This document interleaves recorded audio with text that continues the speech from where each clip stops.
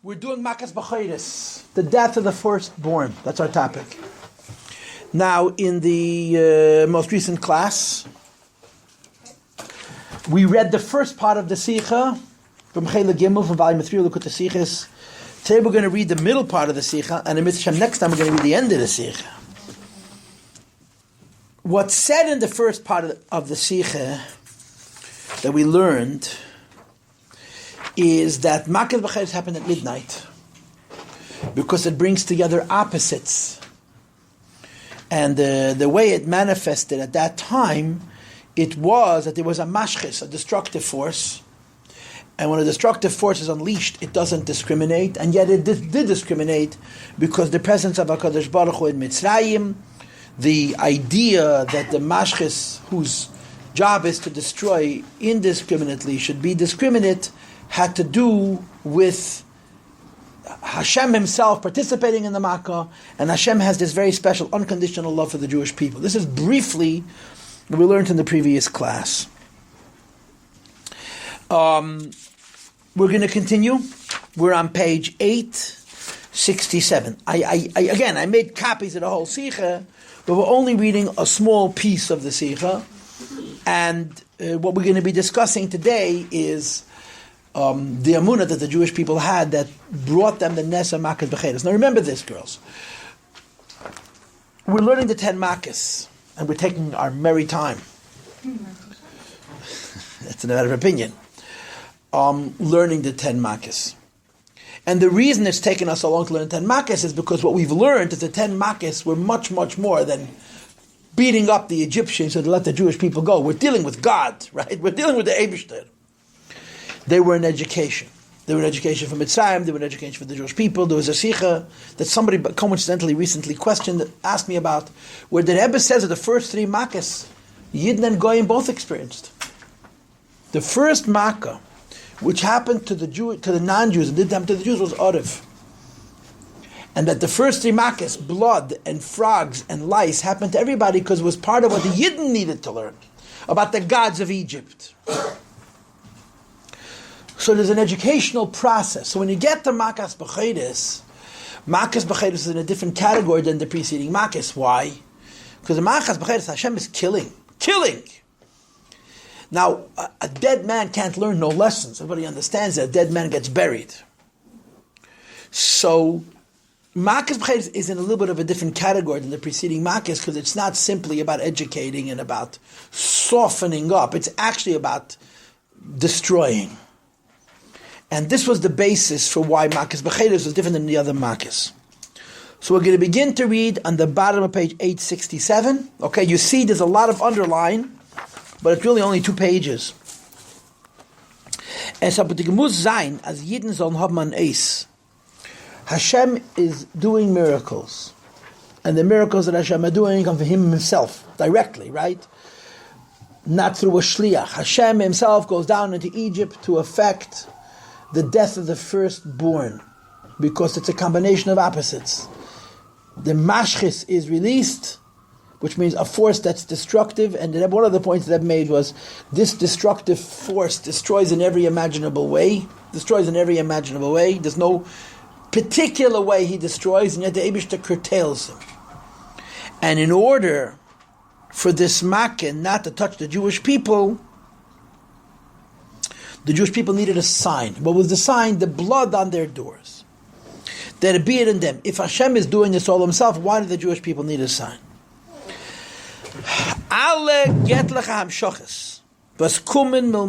Any time something godly descends from heaven to earth,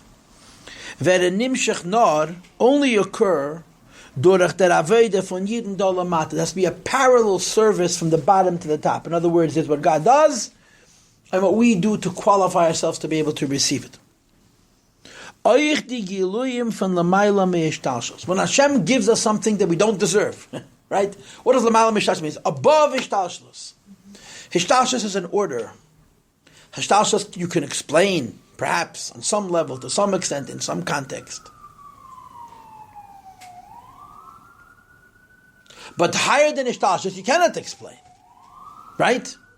So the Rebbe says that even when Hashem gives us something which is higher than Ishtalshus, which by definition means we don't deserve, we have to do something to earn it. Now, of course, when you do something to earn something that you can't earn, you're not exactly earning it, but you're doing something.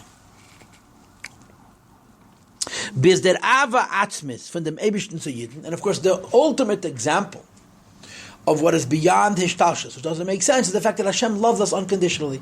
Hashem's love for the Jewish people is not at all a rational love. Hagam azayin dika atzmis dika ahava. Considering the fact, whereas it's a love or a love which we call etzem, is sie doch allemol ganz, she is always whole. Von deswegen, at the same time, fordert sich aveda lamata. There's a requirement of work that is done from below. Berdei di ahava soll sein begiloi, so that this love should be revealed. In other words, the love exists, but the relationship between us and that love, the revelation of this love required us to do something. Aber, however, the aveda muss sein endlich zu der amshacha. If the Eibishter is giving us something infinite, then we must do something infinite, right? Our initiative, our giving, in order to get, has to reflect what we're getting. Which means that what we do has to be above and beyond reason, which makes us kalim for what the Eibishter gives us above and beyond any limit. Therefore, is euer der Zeichen of the Yiddish Heiser in the Nacht von Nachas Bakedes Bashtanen, the sign the Jewish people put on their homes on the night that the firstborn died. I want to tell you, I get these pninim, you know those cards that they give out? They give out these cards. One side is Hebrew, one side is English, and one of my great complaints is they don't really put them in the Viber show, because the people actually doing the distribution are Bachrem and they're uncomfortable. You never see those cards? They're called Insights or Lamplight or something like that. Oh, yeah. They're complete Sichos of the Rebbe. They're just wonderful. I get them online, Hebrew and English, every single day. I read 2 of them. Pninim. Pearls. So one of the pearls that was last week was Pasha's Boy, was death of the firstborn, was a Jew is in the house of an Egyptian. A Jew is in the house of an Egyptian. What's the Jew doing in the house of an Egyptian? The night of Korban Pesach. Guys, he's a bum. That's what he's doing. Yidden know they're going out of Egypt. 4 days they're being Korban, and this guy's playing for the last time on his boombox with his Egyptian friend because he knows in a couple of days he'll leave with a chaparine. Because think about what kind of Jew it is in an Egyptian house, and the Eibishter protects him because it's completely beyond anything logical.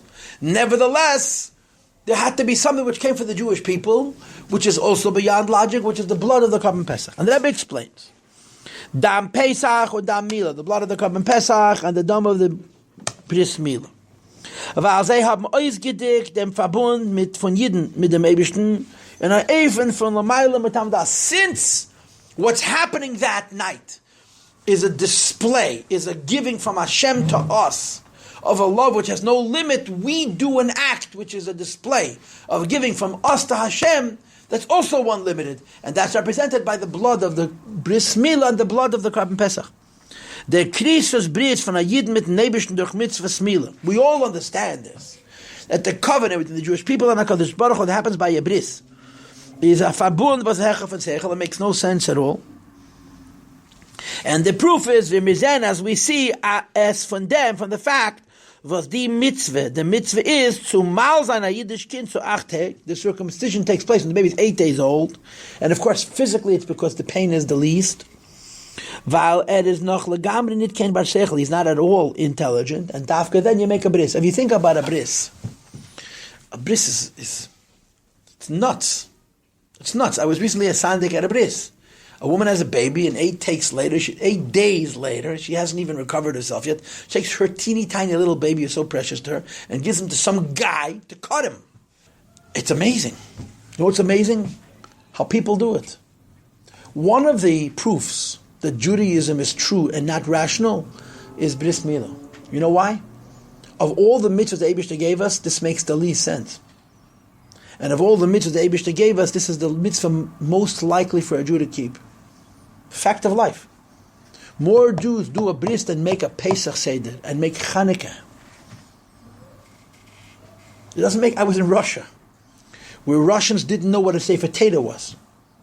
The Rebbe once said in Fabrengen, very emotionally, when the Rebbe made the campaign, the children of letters in the Sefer Torah, and the Rebbe got a message from Russia that a kid comes to his mother and his father and says, Shtotakoi Sefer Torah. He was told that a Jew in America or in Israel sponsored a letter, a child, gave an extra $1 to buy him a letter in a Sefer Torah. So he asked his father and his mother, what's a Sefer Torah?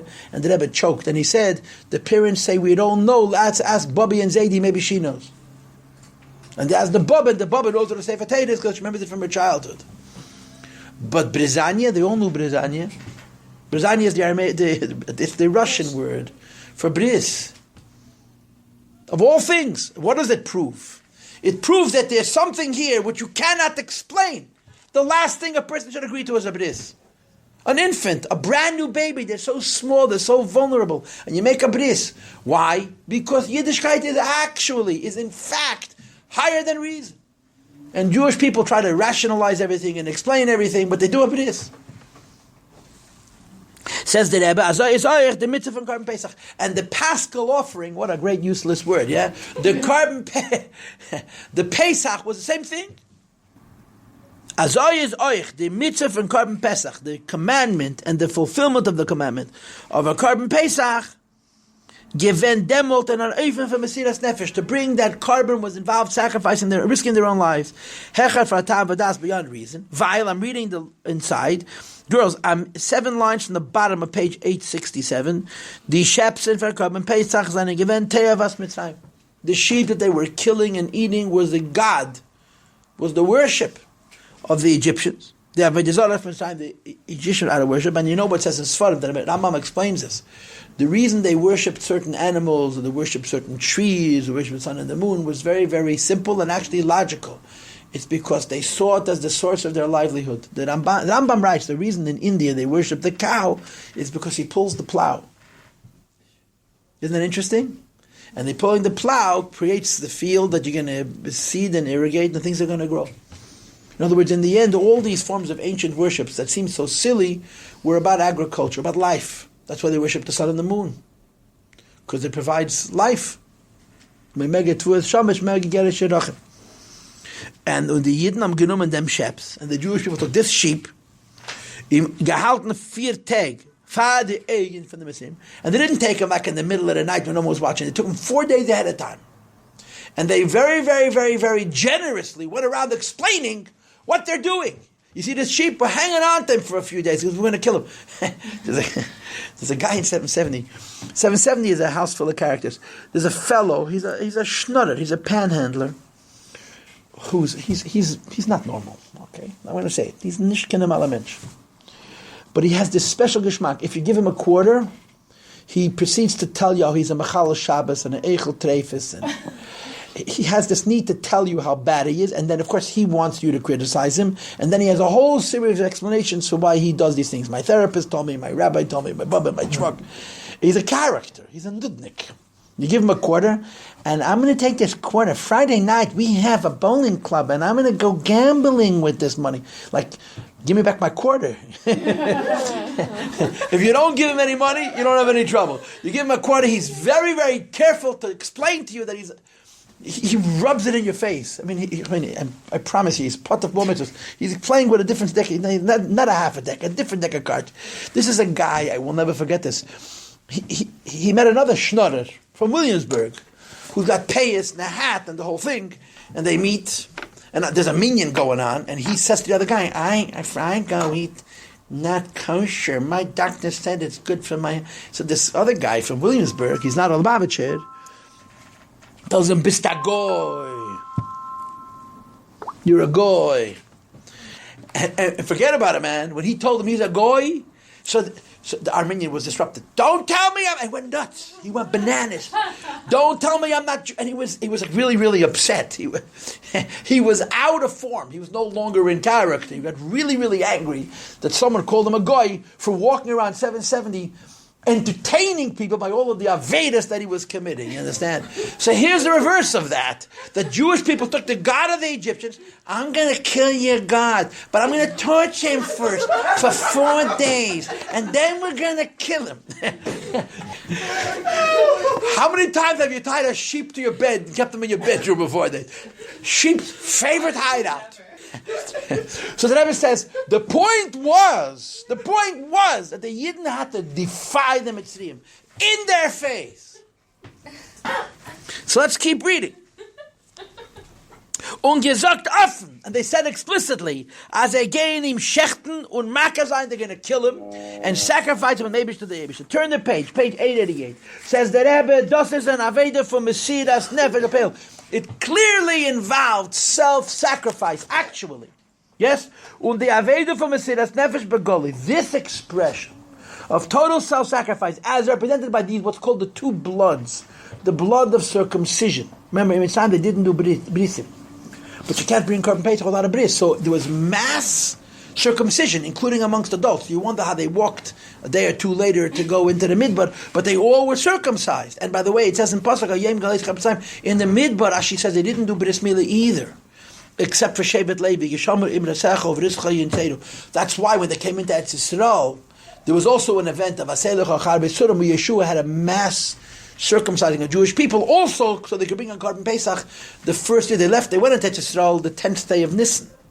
Right? Moshe Rabbeinu died Zayin Nisan. So the 30 days they mourn Zayin Oder till Zayin Nisan. And then they spent 3 days preparing. They crossed over the Yarden Yud Aleph Nisan these days, and then they brought the circumcised as brought the Korban Pesach out of Pesach. And Yeshua ben Nun says to the Jewish people, Hayem Galeisi Cherpas Mitzrayim Alechem, I've removed the shame of Egypt. And there's a lot of interpretations, and one of them is that they didn't do bris milah. So right before they left Egypt, all the Jewish people were circumcised, and then they brought this Korban Pesach, 2 acts of Mesiras Nefesh. You wanted to say something? Why couldn't they do for the brisim in the desert? In the desert. So the answer is I don't know. Some say because they were negligent, and others say because it was dangerous. Okay. It's the wrong environment. But the Levium did it. As they say in Rashi. When the Aveda for Mesiras Nefesh, this service of self-sacrifice in an overt way in these 2 aspects. L'mayla mitabadas von Yidden, which is beyond reason as far as the Jewish people is concerned, hat euch mil mayla arois gerufen, begiloi, it revealed from above in an overt and obvious way, the ahava atzmis l'mayla mitabadas, the absolute love which is beyond reason, was das es der gili von Chatzei Salayla. The Rebbe ties it into what he said last week, the idea of midnight. And the Rebbe continues, the Mitrat Berech Pashtein, which explains the Shaykhs von di Maimorei Chazal, the relationship between the rabbinic statements, benegei dem Schus, regarding the merit, in welche Yidden seinen ausgelesen geworden von Mitzrayim, in which merit the Jewish people were redeemed from Egypt. And the Rebbe brings 2 Maimorei Chazal. Amal zog in Chazal, sometimes it says in Chazal, we're redeemed in the merit of faith. In other places it's written, as they seine Nigel geworden, they were redeemed, in the merit of the 2 bloods. Dam Pesach und Dam Mila, both the blood of the Korban Pesach and the blood of the Bris Mila, but the Mayechai. Both of these things, Sayemuna, both the faith, und sei die Domim from Pesach und Mila, the blood of Pesach and Mila. So in other words, as if you were to say the body of the Mesiras Nefesh was the 2 bloods, the Mila and the Pesach, and the soul, the Neshama, was their Emunah. And that Emunah Bechlal is Hechef HaSeichel. Faith is above reason. Befrat the Emunah von Yidden, particularly the faith of the Jewish people in the Geula, Zaydik, Gos Mitzrayim, as they were redeemed while they were enslaved in Egypt. Because Al Piteva naturally is given Meglich, was impossible. As the Yidden all kennen befreit werden from the people to be redeemed, and then they believed. Moshe Rabbeinu comes along and tells slaves. I mean, if you think about Golos Mitzrayim in the earlier years, when we were doing Pasha Shmois and Ve'era, I compared, there was 85 years of severe slavery.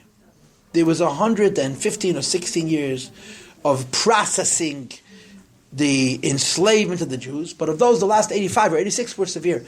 Imagine 86 years of Auschwitz. People survived Auschwitz, but it was hell on earth.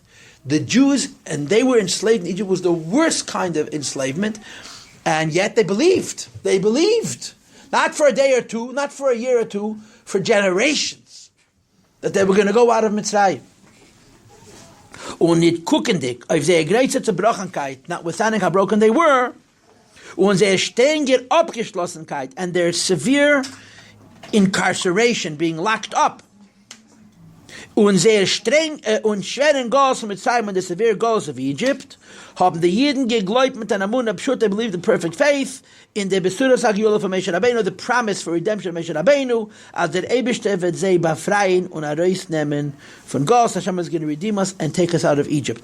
Says the Rebbe, Hadia Munah Pshut. So this simple faith, was is Lamaila Mitavadas, which is beyond reason, Aroiz Gerufen Eich Lamaila, this is what awakened by Hashem, the Ava Atzmis was Herkef and Tavadas, a love which is called Atzmis, above reason. Even though logically, rationally, there could have been an argument, how are these different than these? Because the Yidden were also steeped in Avodah Zarah. Hashem's love to us is an avatzmis, it's an infinite love, it's a boundless love, it's not a rational love. But still, we did something above our own rationale to qualify ourselves for expressing the Eibush, the super rational love for us. So that upkommen and wirken durch seder Ishtalshelus should come down and affect through Ishtalshelus bis soll von ihr kennen sein bepeil mamish, so that it can be down here actually lamata geulas Yisrael, the redemption of the Jewish people. Hat euch bei Yidden sehr atzmis dicke von mit Nebishten gedacht der upkommen begol. The Jewish people have to reflect their own absolute love for HaKadosh Baruch Hu in a revealed way.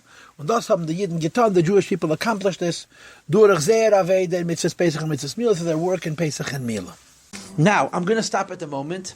I may, I'm not sure, give you a class on the last third of the Sicha, which will further develop the Makas Becheda. So, what we discussed today, was the idea that in Makas Bechedes, and the reason it had to happen at midnight is because the Jewish people had to show Besiras Nefesh to be a Keli for this incredibleness of the Eibishter. Okay, I will see you in a week. Yes, zugesund.